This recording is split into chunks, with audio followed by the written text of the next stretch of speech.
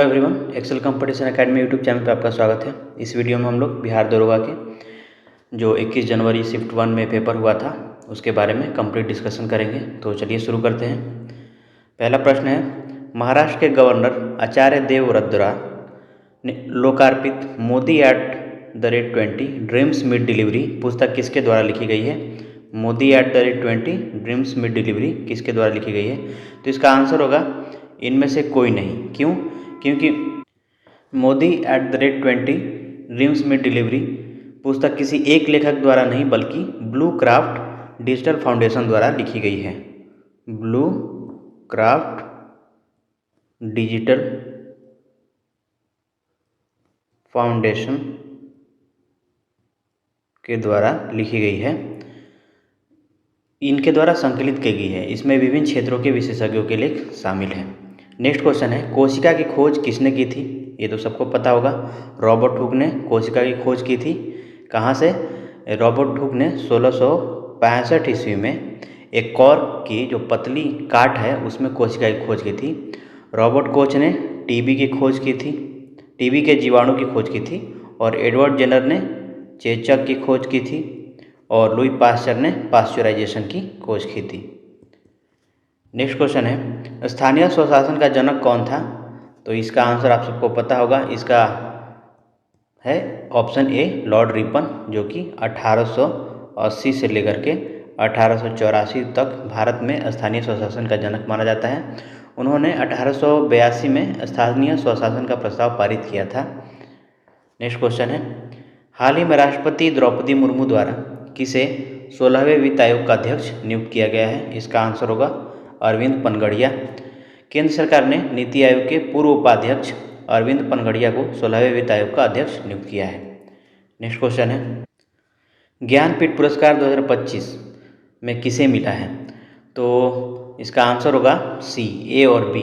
58वां ज्ञानपीठ पुरस्कार जो कि घोषित हुआ था 2024 में और दिया गया है 2025 में।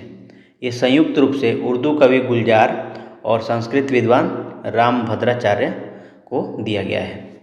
नेक्स्ट क्वेश्चन है, निम्नलिखित में से किस फसल की खेती शुष्क स्थलों में की जाती है? तो इसका आंसर क्या होगा? बाजरा। बाजरा एक शुष्क खेती यानी कि ड्राई लैंड फार्मिंग वाली फसल है जिसे कम पानी की आवश्यकता होती है। जूट, गन्ना और चावल इनको बहुत ज़्यादा पानी चाहिए होता है। नेक्स्ट क्वेश्चन है, रागी के उत्पादन में निम्नलिखित में से कौन सा राज्य प्रथम है? तो इसका आंसर होगा कर्नाटका। भारत में रागी, जिसे फिंगर मिलेट के नाम से जाना जाता है, के उत्पादन में कर्नाटक राज्य प्रथम स्थान पर है। नेक्स्ट क्वेश्चन है, इम्फाल भारतीय राज्य मणिपुर की राजधानी है? तो इसका आंसर होगा बिल्कुल ये सही है, इम्फाल मणिपुर की राजधानी है। द्वितीय विश्व युद्ध के दौरान इम्फाल का युद्ध यहीं हुआ था, तो ये भी सही है। तो इसका आंसर क्या होगा? ऑप्शन डी, 1 और 2 दोनों सही है। नेक्स्ट क्वेश्चन है, नवंबर 2025 के दौरान किस भारतीय टेनिस खिलाड़ी ने संन्यास लिया है? तो इसका आंसर क्या होगा? इसका आंसर होगा रोहन बोपन्ना। भारतीय दिग्गज टेनिस खिलाड़ी रोहन बोपन्ना ने नवंबर 2025 में के आसपास पेशेवर टेनिस से संन्यास की घोषणा की। सानिया मिर्जा पहले ही संन्यास की घोषणा कर चुकी हैं। नेक्स्ट क्वेश्चन है, गगनयान मिशन में किस अर्ध मानव रोबोट का उपयोग किया जाएगा? तो इसका आंसर होगा व्योम मित्र। ये इसरो के गगनयान मिशन के लिए व्योम मित्र, आप प्रोनाउंसिएशन थोड़ा देख सकते हैं, व्योम मित्र नामक हाफ महिला है, ये हाफ ह्यूमनॉइड रोबोट विकसित किया गया है। नेक्स्ट क्वेश्चन है, निम्नलिखित में से कौन सा तारा इलेक्ट्रॉन गैस के दबाव के अंतर्गत रहता है? तो इसका आंसर होगा व्हाइट ड्वार्फ यानी कि श्वेत वामन। श्वेत वामन तारों में गुरुत्वाकर्षण के विरुद्ध दबाव, इलेक्ट्रॉन डिजेनरेसी प्रेशर जिसे EDP बोलते हैं, द्वारा संतुलित होता है। नेक्स्ट क्वेश्चन है, निम्नलिखित को अभिक्रियाशीलता के अनुसार सजाना है हमें। तो सबसे ज़्यादा अभिक्रियाशील कौन होता है? हमें पता है पोटेशियम के बाद होता है जिंक के बाद कॉपर के बाद सिल्वर अर्जेंटिनम। तो इसका आंसर क्या होगा? ए। नेक्स्ट क्वेश्चन, किस राज्य में विधान परिषद नहीं है? तो विधान परिषद वाला राज्य इसमें से कौन नहीं है? राजस्थान नहीं है। वर्तमान में केवल 6 राज्यों में ही विधान परिषद है। पहला है यूपी बिहार, जुड़वा याद रखेंगे तो आपको याद रहेगा, यूपी बिहार आपस में सटा हुआ है। फिर आप महाराष्ट्र और कर्नाटका को आप याद रखें, और दूसरा है आंध्र प्रदेश और तेलंगाना। ये 6 राज्य हैं जहाँ पे विधान परिषद है, बाकी जगह नहीं है। नेक्स्ट क्वेश्चन है अक्षय ने 8,000 रुपये 2 वर्ष के लिए 15% की दर से उधार लिया है, तो मिश्रधन कितना होगा यदि ब्याज वार्षिक संयोजित होता है। वार्षिक संयोजित होता है मतलब ये साधारण ब्याज से संबंधित प्रश्न है। साधारण ब्याज से नहीं, कंपाउंड जिसे हम चक्रवृद्धि ब्याज कहते हैं उससे संबंधित है। इसका फॉर्मूला आपको पता होगा, मिश्रधन बराबर मूलधन गुने 1 प्लस दर बटे में 100 का पावर n, वेर n क्या है, समय है। हमें मूलधन दिया है 8,000, 1 प्लस दर दिया है हमें 15%। ये 1 साल के लिए हमें वार्षिक संयोजित हो रहा है और 2 साल यहाँ पे हो जाएगा। 5 3 15, 20 25 100, तो ये कितना हो जाएगा 8,000 गुने 20 से कम 20, 3 23 बटे 20 गुने 23 बटे 20 हम लिख सकते हैं। 2 जीरो से 2 जीरो कैंसिल हो जाएगा, 4 से 20 चौके 80। अब 23 23 कितना होता है, 23 का वर्ग आपको पता होगा, ये 529 होता है और ये 20। 2 से गुणा कर देंगे, 9 दूनी 18 के 8 हासिल 1, 2 दूनी 4 1 5, 5 दूनी 10 और 1 0, यानी 10,580 हमारा मिश्रधन हो जाएगा। नेक्स्ट क्वेश्चन नंबर 15, 7 सेंटीमीटर त्रिज्या का एक गोला, 7 सेंटीमीटर त्रिज्या और 7 सेंटीमीटर ऊंचाई वाला बेलन, 7 सेंटीमीटर त्रिज्या एवं 7 सेंटीमीटर ऊंचाई का शंकु, कौन सा कथन सत्य है, हमें ये सब निकालना पड़ेगा। ठीक है, तो निकालते हैं। हमें गोला दिया है, गोले का त्रिज्या दिया है 7 सेंटीमीटर, तो इसका आयतन क्या, हमें क्या निकालना है इसमें, गोला का पृष्ठीय क्षेत्रफल, गोला का आयतन और गोला का पृष्ठीय क्षेत्रफल। तो निकालते हैं पहले। गोला का पृष्ठीय क्षेत्रफल होता है 4 पाई r स्क्वायर, 4 इंटू पाई का मान 22/7 और 7 इंटू 7, 7 से 7 कैंसिल हो जाएगा, 22 चौक 88 गुने 7, 8 7 56 के 6 हासिल 5, 8 7 56 5 61, यानी 616 सेंटीमीटर स्क्वायर, यानी कि पहला तो ऑप्शन सही हो गया। दूसरा ऑप्शन है शंकु का आयतन 308। शंकु का हमें क्या दिया है, शंकु के बारे में, शंकु का रेडियस दिया है 7 सेंटीमीटर और ऊंचाई भी दिया है हमें 7 सेंटीमीटर। शंकु का आयतन क्या होता है, 1/3 पाई r स्क्वायर h, 1/3 गुने पाई 22/7 होगा, 7 इंटू 7 r स्क्वायर हो गया और h 7 हमें दिया हुआ है, 7 से 7 1 कैंसिल हो जाएगा, तो ये कितना बचेगा 22 गुने 49, ये गुना कर लेते हैं 7 से एक बार, फिर दोबारा कर लेंगे, 22 7 154 गुने 7 बटे में 3, फिर 7 चौक 28 के 8 हासिल 2, 7 5 35 2 37 के 7 हासिल 3, 7 एकम 7 3 10 बटे में 3, भाग दे के देखते हैं, 3 के 9 1 7, 3 5 15 2 8, 28 में भाग देंगे, 3 9 27, बचेगा 1, 3 के 9 यानी 359 पॉइंट लगभग कितना हो जाएगा। ये इसका मान देखिए यहाँ पे दिया है, लेकिन ये बोल रहा है कि गोला का पृष्ठीय क्षेत्रफल, ये गलत हो गया, ये भी गलत हो गया। अब हमें बचा है गोले का आयतन, तो गोले का आयतन कितना होता है 4/3 पाई r क्यूब, हम इसे मिटा देते हैं एक बार। गोले का आयतन होता है 4/3 पाई r क्यूब, 4/3 पाई का मान होगा 22/7, 7 इंटू 7 इंटू 7, 7 से 7 कैंसिल, ये 4/3 ही रहेगा। हमने अभी अगर आप चाहें कैलकुलेशन कम करने के लिए, हमने अभी पूरा इसका इस चीज़ का मान निकाला था अभी, पर कोई बात नहीं, दोबारा कर लेते हैं। 22 7 कितना हो जाएगा 154 गुने 7, ये 4/3 होगा, 7 चौक 28 के 8 हासिल 2, 7 5 35 के 2 37 हासिल 3, 7 एकम 7 3 10, फिर 4 से गुणा कर देंगे, 8 चौक 32 के 2 हासिल 3, 7 चौक 28 3 31 के 1 हासिल 3, 4 एकम 4 बटे में ये कितना हो जाएगा 3। अब भाग दे के देखते हैं, 4 एकम 4 बचेगा 1, 3 एकम 3 बचेगा 1, 3 चौके 12, इसमें बचेगा 1, फिर ये आएगा 1, तो 3 के 9 बचे 2 और 2, 3 7 21, 1437.33 हमारा सेंटीमीटर स्क्वायर आएगा। तो ये आयतन हमारा, यानी कि पहला और तीसरा हमारा सही है, तो ऑप्शन सी हो जाएगा। एग्जाम में आपको कैलकुलेशन का ध्यान रखना है, क्योंकि यही गलतियां होती रहती हैं और कोई इस क्वेश्चन में कुछ बड़ा है नहीं। नेक्स्ट क्वेश्चन है, एक धनराशि 8% दर से 2 साल का चक्रवृद्धि ब्याज 4,160 है, तो साधारण ब्याज क्या होगा। तो हम क्या करते हैं इस केस में, 8% दिया है, 2 साल के लिए हम एक समतुल्य दर निकाल लेते हैं क्या होगा। तो ये होगा 8 + 8 गुने 8/100। आपने ये पढ़ा होगा। तो ये कितना हो जाएगा 8 8 16 + 64/100। इसे हम जोड़ेंगे तो कितना होगा 1664/100। ये किसके बराबर दिया है 4160 के बराबर दिया है। अब क्या करते हैं कटा करके हम देखते हैं कितना कट रहा है नहीं कट रहा है। तो ये 4 से जाएगा, ये भी 4 से जाएगा। तो 4 चौके 16, 4 एकम 4, 4 छके 24। ये कितना हो गया। इसको हम क्या लिख सकते हैं 416 गुने 10 और इसको लिख सकते हैं 416 गुने 4। इस 416 से 416 कैंसिल हो जाएगा। तो ये और ये 2 दूनी के 4, 2 पचे 10 और इससे कट जाएगा ये 50 बार में। तो 1 यूनिट बराबर कितना होगा 5 गुने 50 यानी कि 250। ये 1% का मान है। हमें निकालना कितना है बोल रहे हैं साधारण ब्याज। तो साधारण ब्याज 2 साल का कितना होगा 16% होगा, राइट। तो 16% से हम मल्टीप्लाई कर देंगे। तो 250 गुने 16, 0 का 0, 16 × 5 = 80 के 0, हासिल 8, 16 दूनी 32, 8 40 यानी कि 4000 हमारा आंसर हो जाएगा। यहाँ पे आप बस कैलकुलेशन कटाते समय ध्यान रखना है। नेक्स्ट क्वेश्चन है निम्न पर विचार करें। पहला दिया है 263, 221 और 483। उपरोक्त में से कौन अभाज्य और भाज्य यानी कि कॉम्पोजिट है, हमें ये निकालना है। ठीक है। तो देखिए 263 प्राइम्ड है।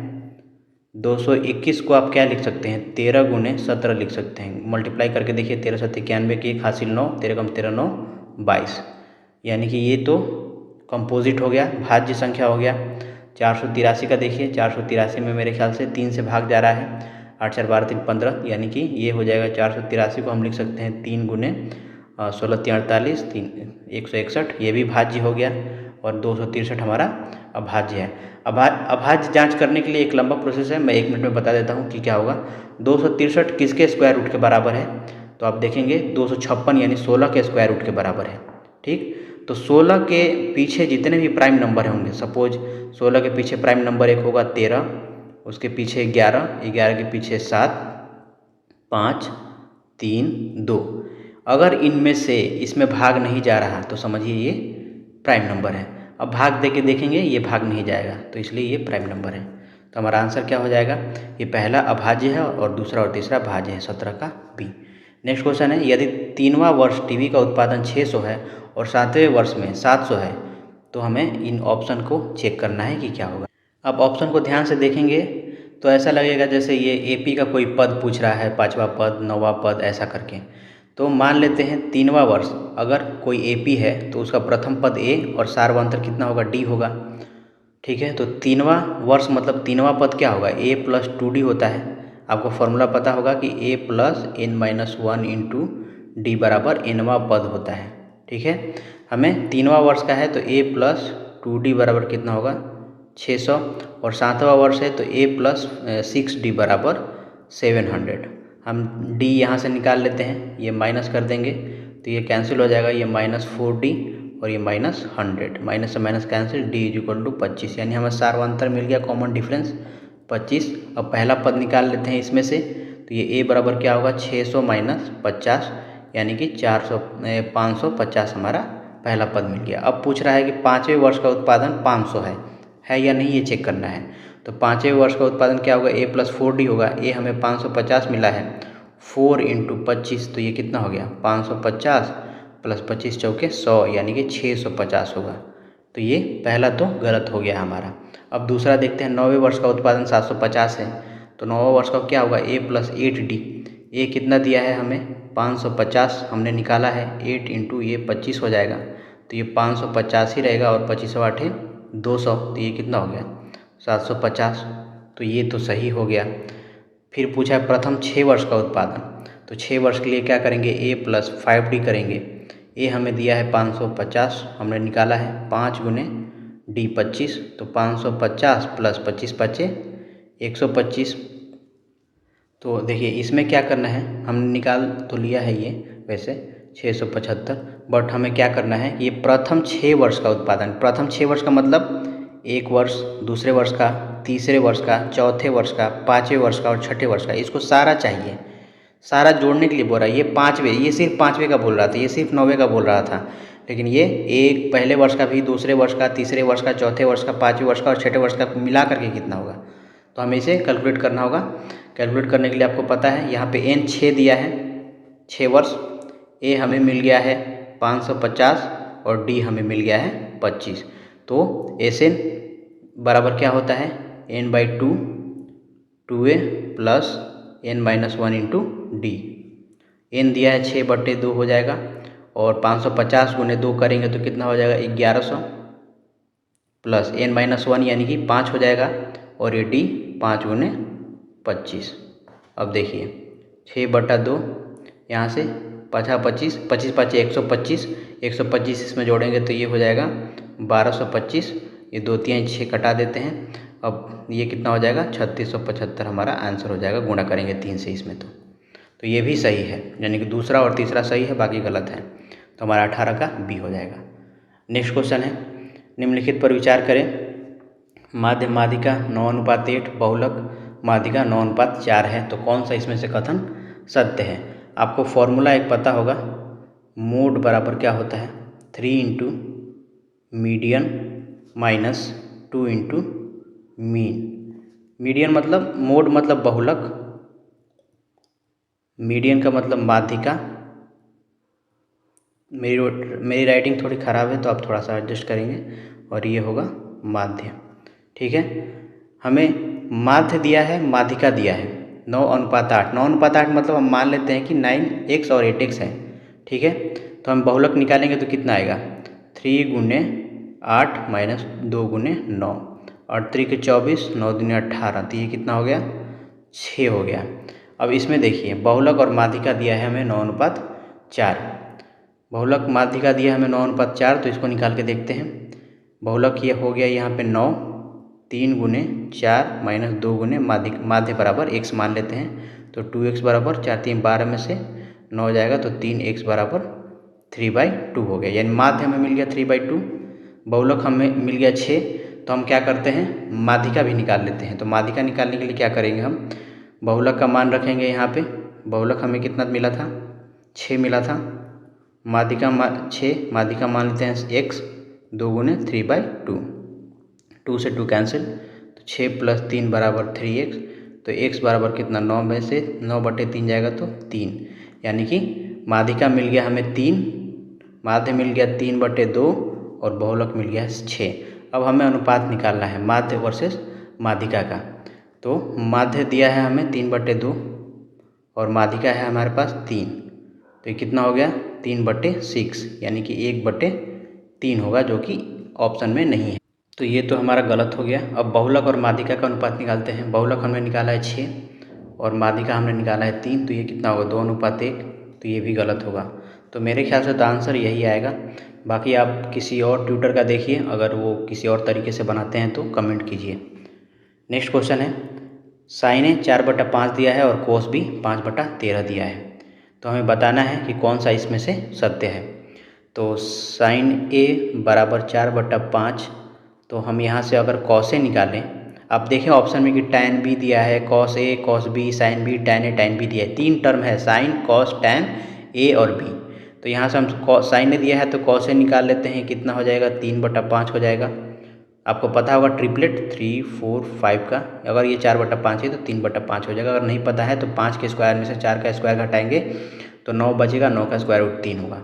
अब टैन ए निकालेंगे तो कितना होगा, ये 4/3 होगा। उसी तरह दूसरा हमें दिया है कॉस बी बराबर 5/13, तो यहाँ से हम साइन बी निकालेंगे तो क्या होगा 12/13 और टैन बी निकालेंगे तो क्या होगा 12/5, sign by cos.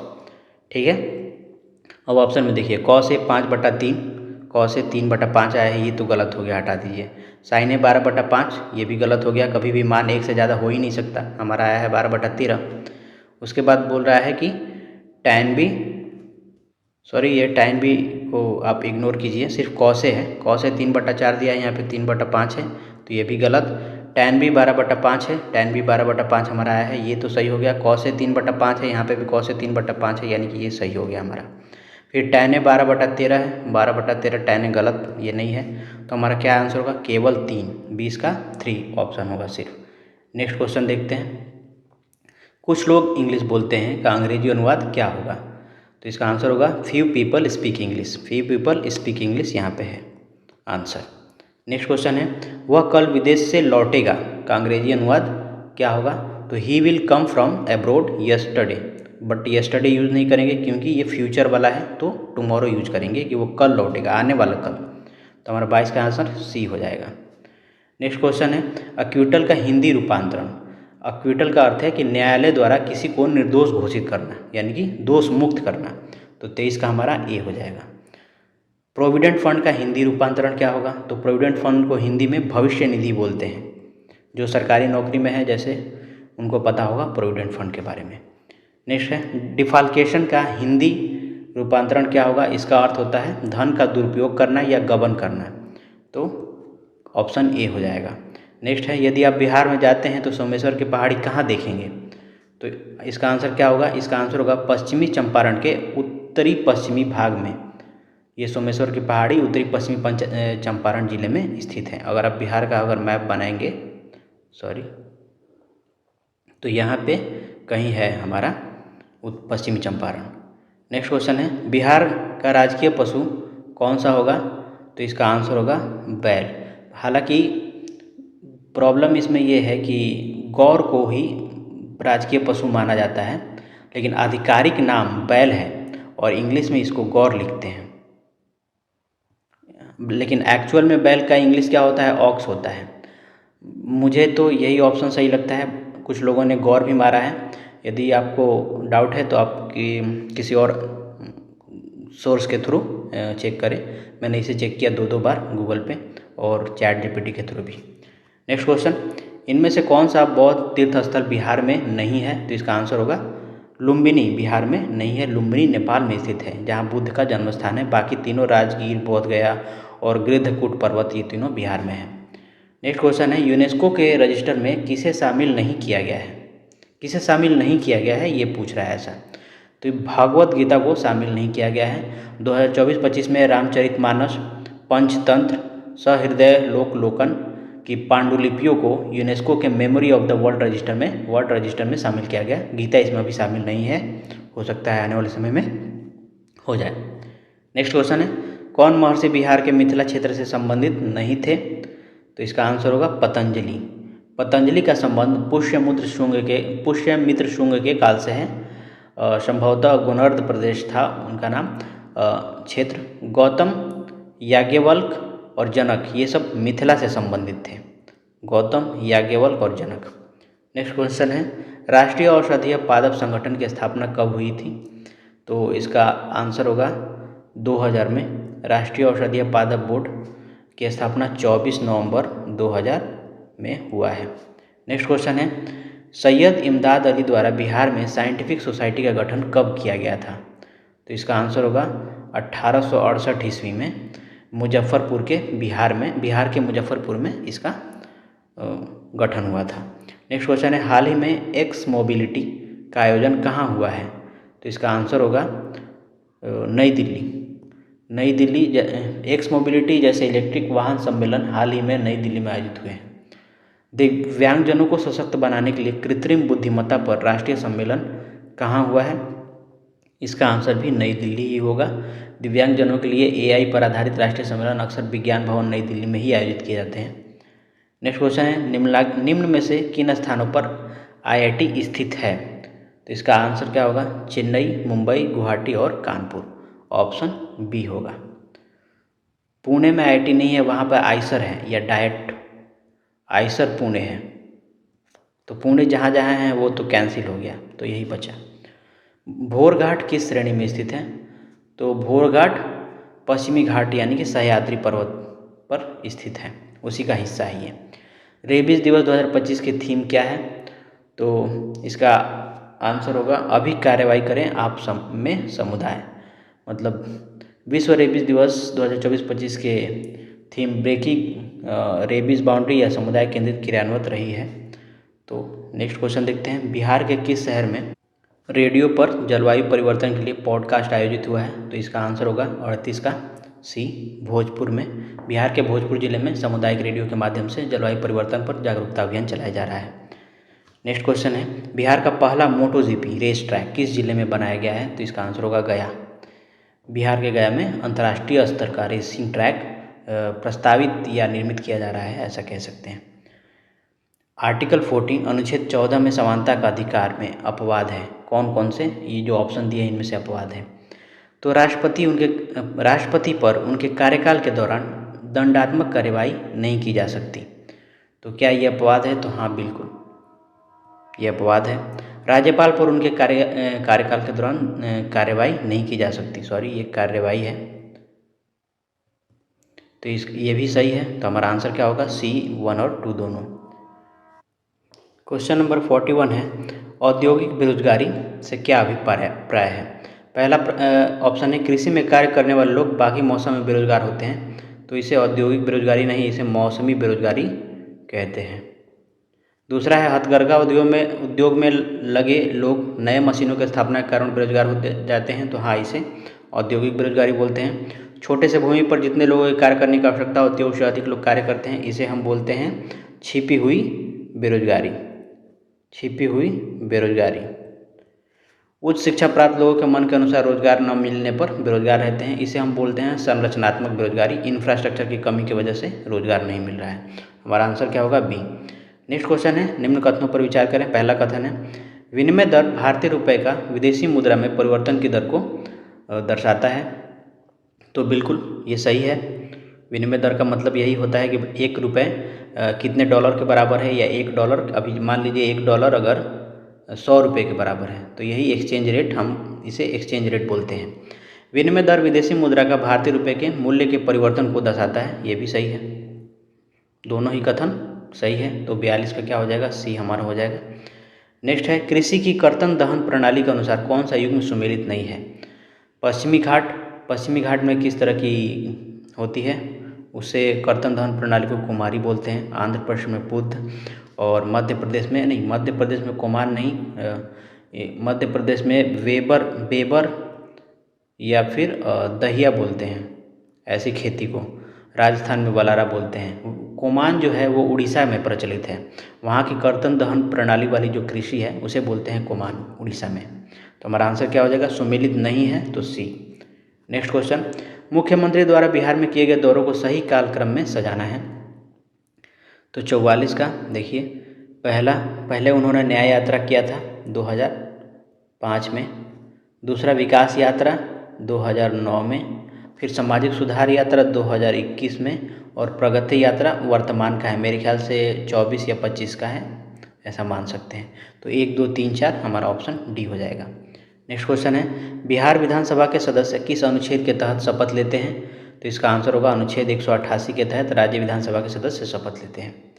Next question है, भारतीय सेना के सहयोग से किस संगठन द्वारा संजय बैटलफील्ड सर्विलेंस सिस्टम विकसित किया गया है? इसका आंसर होगा बेल। भारत इलेक्ट्रॉनिक्स लिमिटेड ने संजय सिस्टम विकसित किया है।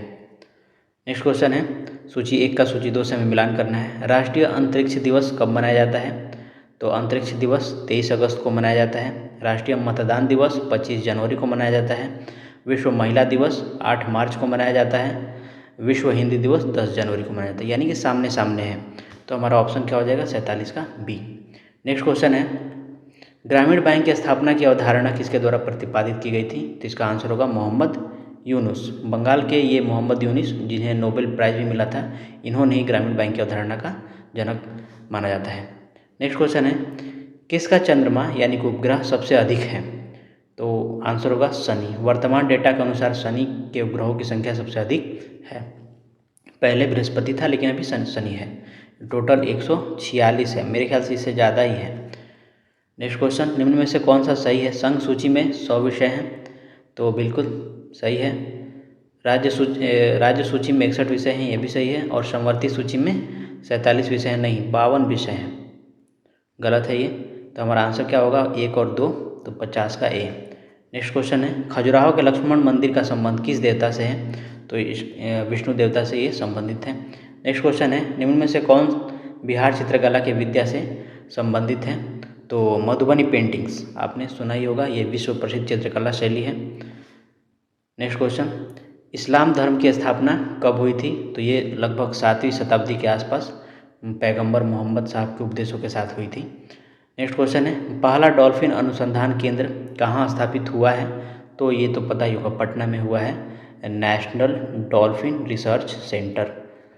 नेक्स्ट क्वेश्चन है, बिहार में सकल राज्य उत्पाद वृद्धि 2020 से 21 के अनुसार हमें बताना है ग्रॉस डोमेस्टिक प्रोडक्ट में कितने की वृद्धि हुई है। हवाई यात्रा में तो 54.3% की, यातायात सेवा में 33% और सड़क प्रबंधन में 31%, यानी कि सामने के सामने है, तो 55 का ए ही हो जाएगा। नेक्स्ट क्वेश्चन, मौर्य काल में मेगास्थनीज कौन था? तो ये था चंद्रगुप्त मौर्य के दरबार में यूनानी राजदूत था जिसने इंडिका की रचना की थी। नेक्स्ट क्वेश्चन, एक छोटे कार को बड़े कार की तुलना में किस कारण जल्दी गति दिया जा सकता है? इसका आंसर क्या होगा? आपको पता होगा न्यूटन का जो सेकंड लॉ है F=ma। अगर द्रव्यमान कम है तो हम कम फोर्स लगाएंगे तो यह एक्सेलरेशन हमें यानी त्वरण हमें मिल जाएगा। तो इसका मतलब हमारा आंसर क्या होगा? सी, द्रव्यमान की वजह से ऐसा हो रहा है। नेक्स्ट क्वेश्चन है, 2013 के अनुसार जनसंख्या वृद्धि दर संबंधी डेटा का मिलान करना है हमें। तो बिहार में 20% जनसंख्या वृद्धि दर, महाराष्ट्र की 14% और हरियाणा की 15% थी। तो ये 2011 के आधार पे पूछ रहा है, बिहार की वृद्धि दर सबसे अधिक थी, तो हमारा क्या हो जाएगा? 58 का ए आंसर हो जाएगा। वर्ल्ड बैंक के अनुसार बिहार के संदर्भ में हमें विचार करना है। पहला है, वर्ल्ड बैंक के अनुसार बिहार में गरीबी 40% है, तो ये गलत है, ये काफ़ी नीचे आ गई है बिहार में गरीबी इससे। वर्ल्ड बैंक के अनुसार बिहार में 1990 के दशक में गरीबी निवारण हेतु कम प्रयास किया गया, ऐसा ये कह रहा है, तो ये भी गलत है। हमारा आंसर क्या होगा? 59 का डी, न तो एक सही है न तो दो। नेक्स्ट क्वेश्चन है, पुष्कर कुंभ मेला का आयोजन कहाँ किया गया था? इसका आंसर होगा उत्तराखंड में, उत्तराखंड के हरिद्वार में ये हुआ था। नेक्स्ट क्वेश्चन है, एक कूलम में कितना आवेश होता है? तो एक कूलम में 6 × 10⁻18 लगभग जो होते हैं, एक्चुअल में 6.25 × 10⁻18 इलेक्ट्रॉन होते हैं। यहाँ पे 6 दिया है तो इसे ही मान लेंगे, और यदि आप चाहें तो क्वेश्चन चैलेंज भी कर सकते हैं कि ऑप्शन गलत है। नेक्स्ट क्वेश्चन है, महिला वर्ल्ड कप 2025 की प्लेयर ऑफ द टूर्नामेंट किसे चुना गया था? तो इसका आंसर होगा स्मृति मानधना। 2025 के महिला विश्व कप प्रदर्शन के आधार पर इन्हें चुना गया था। नेक्स्ट क्वेश्चन है, ऑस्ट्रेलियन ओपन 2025 का विजेता कौन था? इसका आंसर होगा जेनिक सिनर। नेक्स्ट क्वेश्चन है, सूची 1 का सूची 2 से मिलान करना है। बिहार राज्य और भारतीय संघ के बीच विवाद हो तो वह कहाँ जाता है?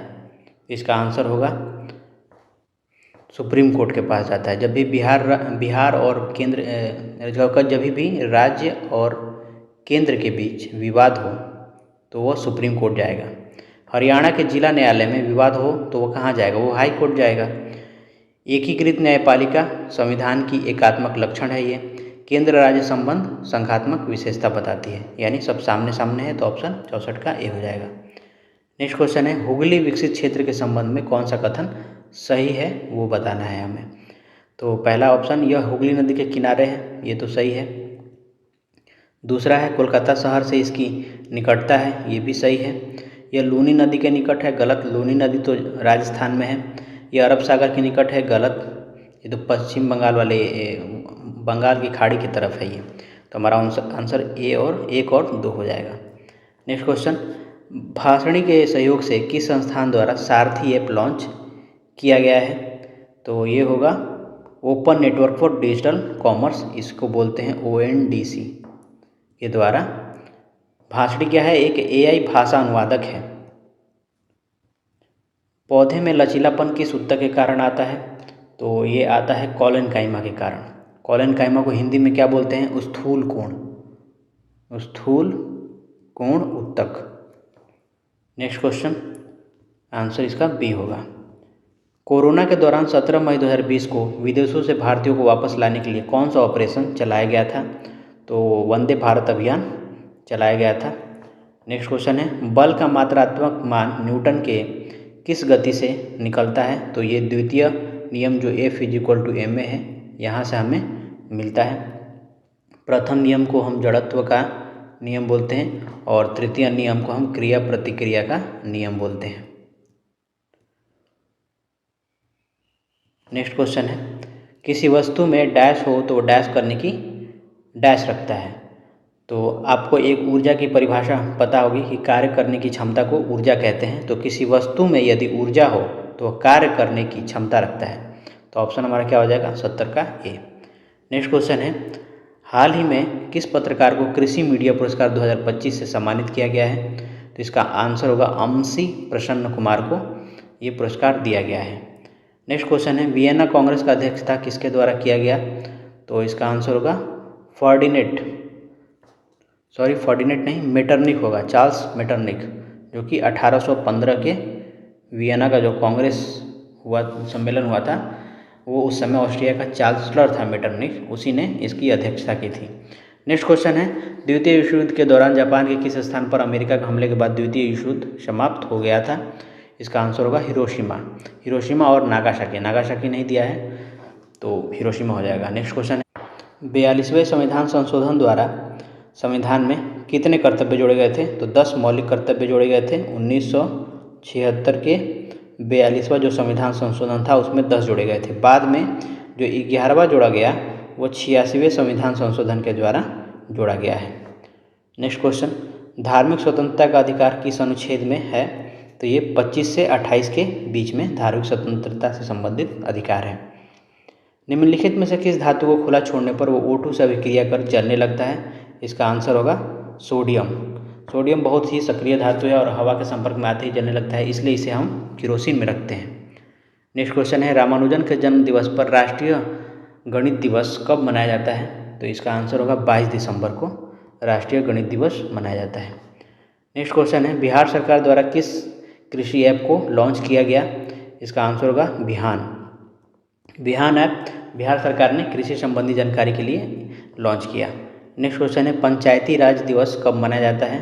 तो ये 24 अप्रैल को मनाया जाता है, इसी दिन 73वां संविधान संशोधन लागू हुआ था।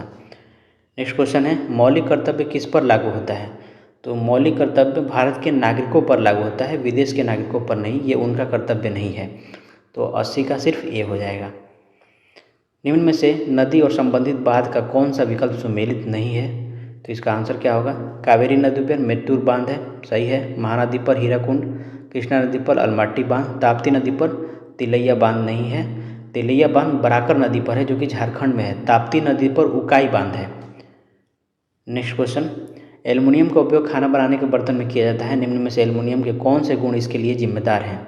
एल्युमिनियम के बहुत सारे गुण होंगे, लेकिन उसमें से कौन सा गुण सिर्फ इसलिए जिम्मेदार है कि हम उसमें खाना बना पाते हैं, हमें ये पता करना है। तो अच्छी तापीय चालकता, तो बिल्कुल सही है, वो अच्छे से गर्म हो जाता है, जल्दी गर्म हो जाता है, चारों तरफ से गर्म होता है, तो एक तो कारण ये हो गया।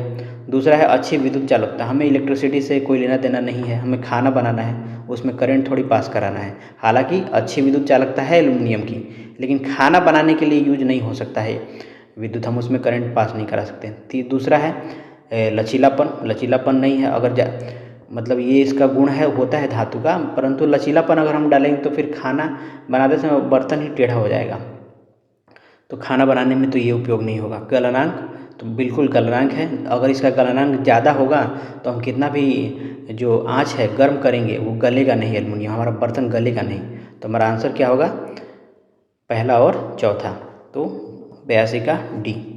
नेक्स्ट क्वेश्चन है, सोडियम क्लोराइड का जलीय विलयन क्या कहलाता है। तो हम इसे ब्राइन बोलते हैं। जब हम NaCl को वाटर में घोल देते हैं तो इस घोल को हम बोलते हैं ब्राइन।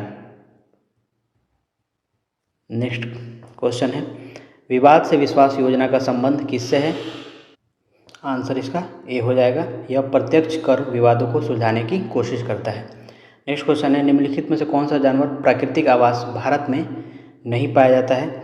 तो गेंडा का भी होए, हाथी भी है, शेर भी है, लेकिन कंगारू हमारे पास इसका प्राकृतिक आवास नहीं पाया जाता है। नेक्स्ट क्वेश्चन है, निम्नलिखित कथन पर विचार करना है, बाजार कीमत पर निवल राष्ट्रीय उत्पाद, और दूसरा है शेष विश्व के दूसरे देशों से प्राप्त अन्य चालू अंतरण। उपर्युक्त विशेषता निम्नलिखित में से किसके बारे में बताती है। तो हमारे पास 4 ऑप्शन दिए गए हैं, तो ये किससे संबंधित होगा। तो ये होगा राष्ट्रीय व्यय योग्य आय, नेशनल डिस्पोजेबल इनकम इसको बोलते हैं। यह एनएनपी एट मार्केट प्राइस और शेष विश्व के चालू अंतरणों का योग होता है। नेक्स्ट क्वेश्चन है, निम्न में से कौन सुमेलित नहीं है? तो संस्कृति के 4 अध्याय ये किसके द्वारा लिखा गया है? तो ये रामधारी सिंह दिनकर के द्वारा लिखा गया, सही है। बिहार के कवि जो राज्यसभा में चुने गए उनका नाम मोहनलाल महतो है, ये गलत है। रामधारी सिंह दिनकर को राज्यसभा के लिए चुना गया था, न कि इनको। भोजपुरी साहित्य के प्रमुख रचनाकार रघुवीर नारायण, ये भी सही है। और मैथिली भाषा के कवि विद्यापति, आपको पता ही होगा। नेक्स्ट क्वेश्चन है, मुद्रा में किसे शामिल किया जाता है? तो इसका आंसर होगा सी, चलन मुद्रा एवं मांग जमा को हम मुद्रा में, इसे M1 मनी भी हम बोलते हैं। इसमें करेंसी और डिमांड डिपॉजिट दोनों शामिल होते हैं। नेक्स्ट क्वेश्चन है, एक शंकु की ऊंचाई हमें दिया है h 40 सेंटीमीटर, जिसके आधार के समानांतर काटा गया है और काटा हुआ का आयतन मूल शंकु का 1/64 है। तो बताएं उस शंकु कोण को आधार से कितनी ऊंचाई पर काटा गया है? ओके, ये हमारा शंकु है। शंकु को हमने यहाँ से मान लीजिए काट दिया है, तो ये पूछ रहा है आधार से कितनी ऊंचाई पर काटा है। मान लेते हैं आधार से x ऊंचाई पर काटा है, तो ये वाला हाइट हमारे पास कितना हो जाएगा? ये 40 माइनस x हो जाएगा, क्योंकि टोटल हमारे पास कितना है? हाइट 40 है, प्रश्न में दिया हुआ है। और मूल आयतन, यानी ये जो काटने के बाद ये वाला जो हमारा शंकु बना है, इसका आयतन इस बड़े वाले आयतन के 1/64 है। यानी बड़े वाले का आयतन अगर 64 है तो छोटे वाले का आयतन हमारा दिया है 1 यूनिट, ऐसा समझ सकते हैं उदाहरण के लिए। अब आप देखिए शंकु का आयतन क्या होता है? 1/3 पाई, मान लेते हैं बड़े वाले का रेडियस r है और हाइट जो है h दिया है, बटे में छोटे रेडियस 1/3 पाई r²। हम छोटे वाले शंकु का रेडियस मान लेते हैं r, इंटू इसका हाइट मान लेते हैं 40 माइनस x, ऑलरेडी यहाँ पे दिया हुआ है, तो ये 40 माइनस x, और h के जगह पे हम चाहें तो लिख देते हैं यहाँ पे 40। 1/3 पाई कट गया, ये कैंसिल हो जाएगा। यहाँ पे हमें कितना मिलेगा? 64/1 हमें प्रश्न में दिया हुआ है। ठीक है, अब शंकु में देखिए A, B, C और D, और इसे हम मान लेते हैं E। ठीक है, ABC में देखिए ये वाला कोण, ये वाला इसके बड़े वाले ADE के समरूप होगा। छोटा ABC समरूप होगा किसके? ADE के, यानी कि AB बटे AD बराबर BC बटे DE होगा। AB कितना दिया है हमें? 40 माइनस x, AD कितना है? 40, BC कितना है? R, और DE कितना है? R। तो हम देखिए इसका मान यहाँ पे हम रख सकते हैं, ये क्या हो जाएगा? 40/40 माइनस x का मान हो जाएगा r/r, तो ये हो जाएगा r³ बराबर 64/1, यानी r/r बराबर कितना हो जाएगा? 4/1। 4 का क्यूब होता है 64, तो क्यूब रूट 4 हो जाएगा, बाहर आ जाएगा 64 से। तो हमें रेडियस का अनुपात तो मिल गया। हमें निकालना क्या है? ऊंचाई का अनुपात r/r। अब यहाँ पर रख देते हैं r/r का मान 4/1, तो ये मल्टीप्लाई करेंगे तो ये 40, और ये 40 माइनस x गुने 40 4 हो जाएगा, 4 दहा में 40, ये 10 बराबर 40 माइनस x, तो ये हमें मिलेगा x बराबर 30, और यही हमें निकालना था। तो 89 का सी आंसर हो जाएगा। नेक्स्ट क्वेश्चन है, दिए गए कथन ए और कारण आर के आधार पर सही विकल्प हमें चुनना है। प्लेटी हेलमिंथिस को चपटा कृमि भी कहा जाता है, यह बिल्कुल सही है। इसकी शारीरिक संरचना चपटी होती है, इसीलिए तो चपटी कहा जाता है। तो आंसर क्या होगा? 90 का है। नेक्स्ट क्वेश्चन है, एक दूध वाला 80 रुपये की दर से 1 लीटर दूध बेचता है और 1 लीटर के बर्तन के स्थान पर 950 मिलीलीटर बर्तन का प्रयोग करता है, तो निम्नलिखित में से कौन सही होगा? ठीक है, अब देखिए ये बेईमान दुकानदार वाला कंसेप्ट इस पर लगेगा। यदि आपने ठीक से पढ़ा है तो इसमें हमेशा एक ही ट्रिक होता है, SP और यहाँ पे लिखिए CP। SP/CP का हमें निकालना है। CP वह है जो दुकानदार के पास से जा रहा है, और SP वह है जो दुकानदार के पास आ रहा है, जो माल आ रहा है। तो 80 रुपये का 1 लीटर ये दूध बेच रहा है, लेकिन 1 लीटर के बर्तन के स्थान पर ये 950 मिलीलीटर बर्तन का प्रयोग कर रहा है। तो इस केस में इसके पास से जा कितना रहा है दूध? 950, और कितने दूध का पैसा आ रहा है? 1000 का आ रहा है। तो 0 से 0 कैंसिल कर देंगे, तो ये कितना हो जाएगा? 20×5 100, ये 19×5 95 हो जाएगा। अब क्या करेंगे? अब हमें निकालना क्या है? 80 रुपये प्रति लीटर बेचने पर 5% का लाभ हो रहा है, और ये 84 रुपये प्रति लीटर बेचने पर 84% का लाभ हो रहा है। हमें पता करना है कितना लाभ हो रहा है। तो लाभ बराबर क्या होता है, प्रॉफिट बराबर SP माइनस CP यानी 20 माइनस 19 बटे में CP यानी 19/100 यानी 1/19 इंटू 100। अब इसको भाग दे के देखिए ये कितना आएगा, 19 बचे 95, बचेगा 5, 0, 19 दूनी 38, 19 छक्के 14 से लगभग 5% हम मान सकते हैं कि इसको लाभ होगा। तो ऑप्शन क्या हो जाएगा, ए, 91 का ए। लेकिन आप चाहें तो इस क्वेश्चन को चैलेंज कर सकते हैं, क्योंकि एक्चुअल लाभ तो हमें इतना मिलेगा ना कि 5%। और याद रखें इस क्वेश्चन में 80 रुपये दे या 8,000 दे या 8 लाख दे, हमें उससे मतलब नहीं है। हमें इस 950 और इस 1000 से मतलब है। 1000 1 लीटर मतलब 1000 मिलीलीटर। नेक्स्ट क्वेश्चन है, एक धनराशि 3 वर्ष में एक निश्चित दर पर चक्रवृद्धि ब्याज, इसे आप ठीक से समझने की कोशिश कीजिए। ये बोल रहा है कि 3 वर्ष में एक निश्चित चक्रवृद्धि ब्याज 4% अधिक दर है, तो 840 रुपये अधिक उसे मिलते हैं। तो मूल राशि यानी प्राप्त राशि यहाँ पे क्या है, तो देखिए 3 × 4% बराबर कितना होगा, 12%। यानी जब दर 12% अधिक हो रहा है तो मिल कितना रहा है उसे 840 रुपये, यानी 1% बराबर कितना होगा, 12 × 84 70, और 100% बराबर कितना होगा हमें 7000 रुपये। आंसर हो जाएगा 92 का डी। नेक्स्ट क्वेश्चन है, सूची 1 का सूची 2 से मिलान करना है। श्वसन किससे संबंधित होगा, फेफड़े से। उत्सर्जन मार्ग किससे संबंधित होगा, ये मूत्राशय से संबंधित होगा। और हृदय वेंट्रिकल से, और भोजन ग्रहण ग्रास नली के द्वारा होता है। तो 93 का हमारा ऑप्शन क्या हो जाएगा, बी। नेक्स्ट क्वेश्चन है, सूची 1 का सूची 2 से मिलान करना है। प्रद्रवी जालिका, जिसे एंडोप्लाज्मिक रेटिकुलम भी बोलते हैं, इसका काम है लिपिड का संश्लेषण करना।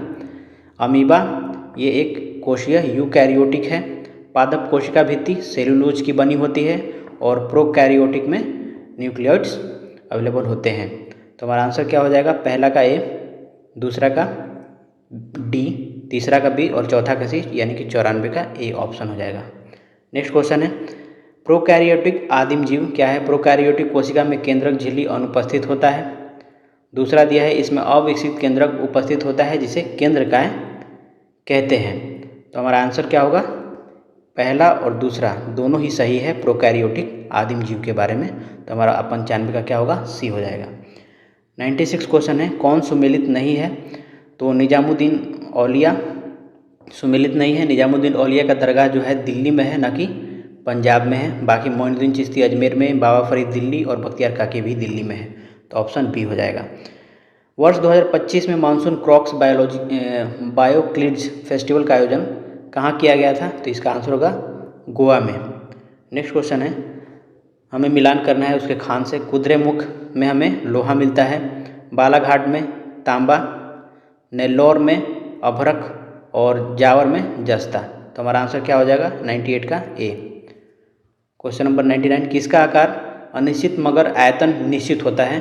तो हमेशा याद रखना है कि आकार अनिश्चित और आयतन निश्चित लिक्विड का होता है, यानी द्रव का होता है। तो इसमें से द्रव कौन है, इसमें से द्रव केरोसिन है। एल्युमिनियम ठोस है, CO2 गैस है, तो इसका ना ही आकार निश्चित होता है ना ही आयतन। सोना ठोस है, तो ये भी गलत। तो हमारा ऑप्शन क्या हो जाएगा, बी। नेक्स्ट क्वेश्चन क्या है, अधिक अभिक्रियाशील धातु कम अभिक्रियाशील धातु को विस्थापित कर देती। तो ये हमारा सही होगा। हमें पूछ क्या रहा है, असत्य कथन। दूसरा है, कार्बन ऑक्सीजन की तुलना में ऑक्सीजन के साथ बंध नहीं बनाता। ये तो गलत है। क्यों गलत है, क्योंकि हीमोग्लोबिन की तुलना में कार्बन मोनोऑक्साइड की बंध बनाने की क्षमता अधिक होती है, लेकिन यहाँ कार्बन और ऑक्सीजन के सामान्य बंध की बात हो रही है, जो कि बहुत मजबूत होता है, इसलिए ये गलत है।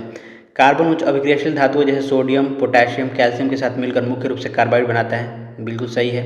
जैसे आपने पढ़ा होगा CaC कैल्शियम कार्बाइड, ऐसे करके और भी चीज़ें हैं। सोडियम, मैग्नीशियम एवं कैल्शियम को उनके गलित क्लोराइडों से के विद्युत अपघटन से प्राप्त करने पर धातु प्राप्त होती है, तो बिल्कुल सही है। अगर NaCl को आप गलाते हैं तो हमें सोडियम मिलेगा, MgCl को गलाते हैं या MgCa3 को गलाते हैं तो वहाँ से भी आपको धातु मिल जाएगा। तो सिर्फ 2 गलत है, बाकी तीनों सही है। तो आंसर क्या होगा हमारा, सी हो जाएगा, 100 का सी। तो बस इस वीडियो में इतना ही था। मिलते हैं अगली वीडियो में, तब तक के लिए धन्यवाद। जय हिंद।